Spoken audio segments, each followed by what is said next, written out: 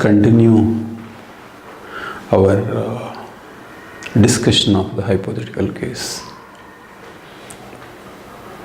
Consider one more specific historical possibility. At one time, this country that we are talking about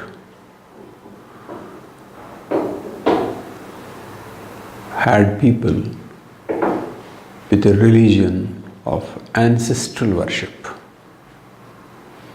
So they were worshipping ancestors before Islam came to this country.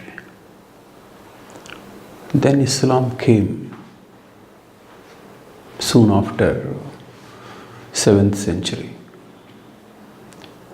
Before that, people were practicing ancestral worship. And when Islam spread,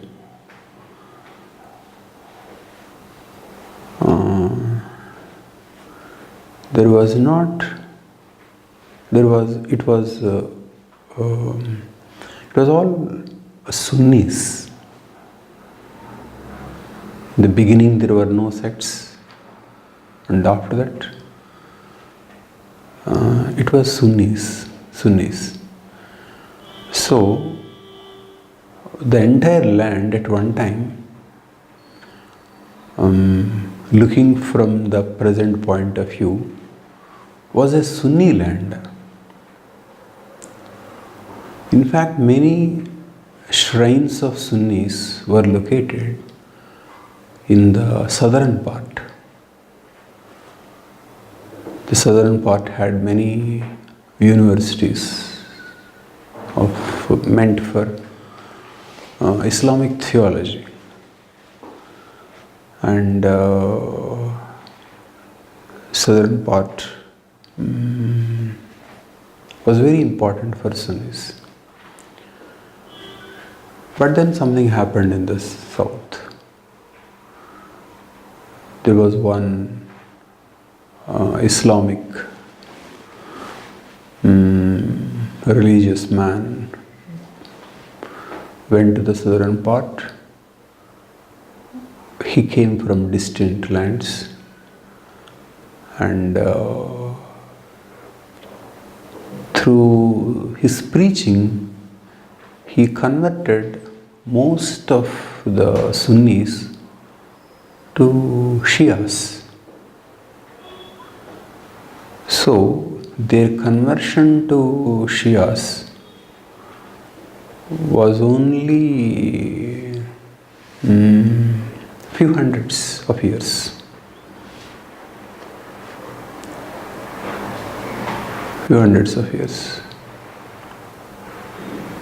So on the time scale, it is recent.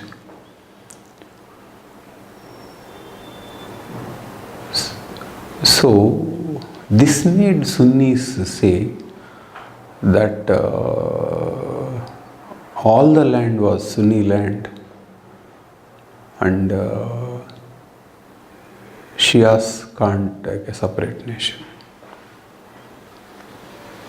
Is the argument fair? I don't think so.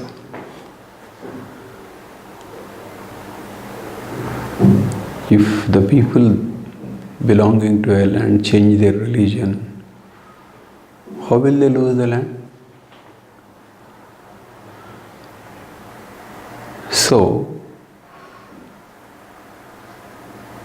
the land belongs to them only, even after changing the sect.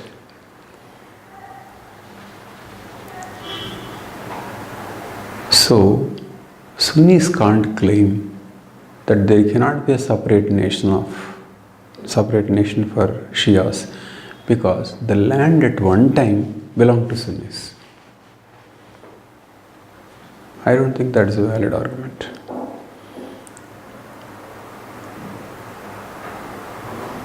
How about holy places of Sunnis in the Shia land? Well, Sunnis can go and visit them. Sunnis can go as tourists or stay for as long as they want. But based on history, they cannot deny the present people to constitute a separate political entity for themselves. So, at one time, there were Sunnis, and so separate Shia land cannot be allowed is not a right argument. Okay. So that is about argument 4. Next, one more argument. If Shia land becomes a separate nation, Sunnis will feel more insecure. That is, Shia land has to be a part of the country in the interest of the security of Sunnis.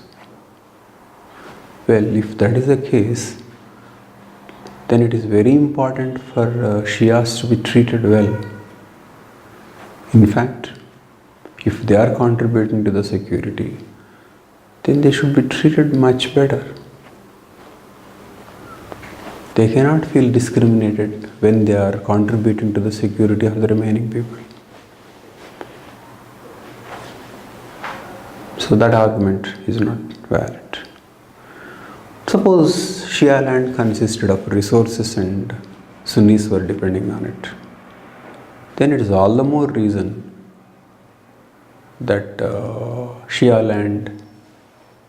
Shias deserve better treatment. Otherwise it is colonialism. So, the only ground by which Sunnis can tell Shias that you need not separate is to convince them that the political system that we offer is fair. There is no other reason. If the political system that Sunnis are offering is not fair, then they have no moral argument to ask Shias to remain in the same country. There is no moral argument, no ethical argument. Of course, Sunnis, because they are a majority, force Shias to stay in the same country. So they can occupy and keep it under the same country, calling them separatists, anti-nationals, and even un-Islamic and anti-Muslim. So they can create such labels and they can suppress the demand. So, well, how is this case a sin in Indian history? What is the connection? I think historians in India have not made a clear distinction between what is a society, what is a state, what is a nation, and how the idea of a nation is recent and how it is constructed in a peculiar way. It is not sufficiently emphasized. So Hindutva people think Pakistan belongs to Hindus and others think The huge area is India. Entire area was always India, and now also it should belong to India. There is no sufficient focus that India is an extremely recent creation. And India, Hindu culture is not the same thing as India as a nation. And for a nation to be democratic, consensus of the people for inclusion is important. These things have never been emphasized. Students take India as something that had been there for centuries. So, the history did not focus on how nation has come into existence and how recent the whole phenomena is. So this had large implications.